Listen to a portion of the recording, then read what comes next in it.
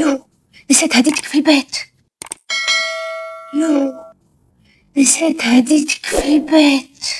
نسيت هديتك في البيت. नसीत हदीयतक fill बेत। चलिए आप एक एक लफ्ज की इसकी मीनिंग जानते हैं, उसके बाद हम ट्रांसलेशन करेंगे। नसीत का मतलब होता है मैं भूल गई, आई फॉरगॉट।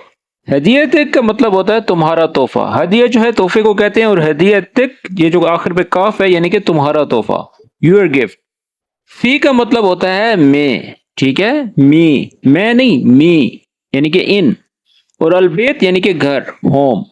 ठीक है, दोबारा से जान ले। नसीत हदीयतक फिल बेत, ठीक है, तुम्हारा तोहफा घर में भूल गई।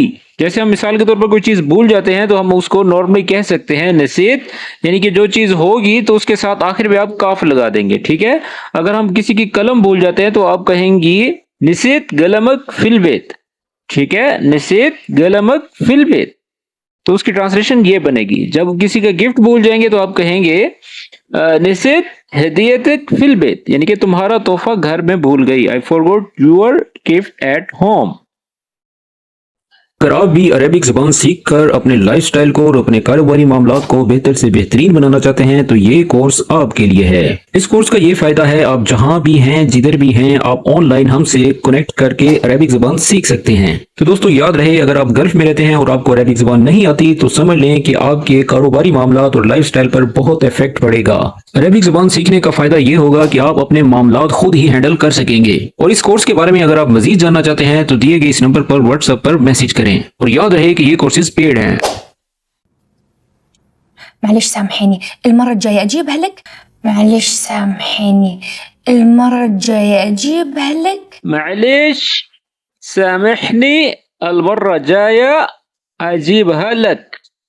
معلش سامحني المرة الجاية أجيبها لك. चलिए अब एक एक लफ्ज की मीनिंग जान ले, उसके बाद हम इसकी ट्रांसलेशन करेंगे। मालिश का मतलब अक्सर जो है आपने सुना होगा, सॉरी भी कहते हैं, या उसका ये मीनिंग भी हो सकता है कि कोई बात नहीं, इट्स ओके। सामहनी यानी कि मुझे माफ कर दो, ठीक है, फॉरगिव मी। अलमर्रा जो है इसका मतलब है मर्तबा, जैसे दफा, ठीक है ना, एक दफा, दो दफा, टाइम। और जाया का मतलब है अगली, यानी कि नेक्स्ट, ठीक है। और अजीब हा, ये इसका मतलब होगा ले आऊं, ठीक है ना, ले आऊंगी यानी कि आई विल ब्रिंग इट। और लक का मतलब होता है फॉर यू, यानी कि तुम्हारे लिए।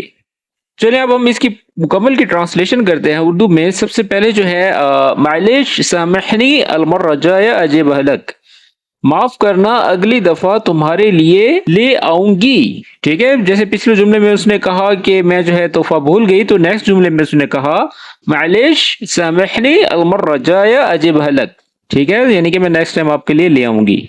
और सामहनी यानी कि वो इस चीज की जो है माजरत कर रही है। لما أجيك زين، لما أجيك زين. लम्मा अजीक ज़ेन, लम्मा का मतलब होता है जब, और अजीक यानी कि मैं आऊंगी, और ज़ेन जो है ठीक को कहा जाता है, यानी कि गुड। लम्मा अजीक ज़ेन, अब ये जो है एक सवालिया जुमला है, यानी कि जब मैं तुम्हारे पास आऊं तो ठीक है। और इंग्लिश में बोलेंगे when I come to you is that good.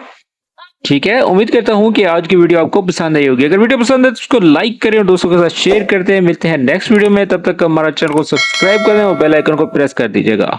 Take care, Allah Hafiz.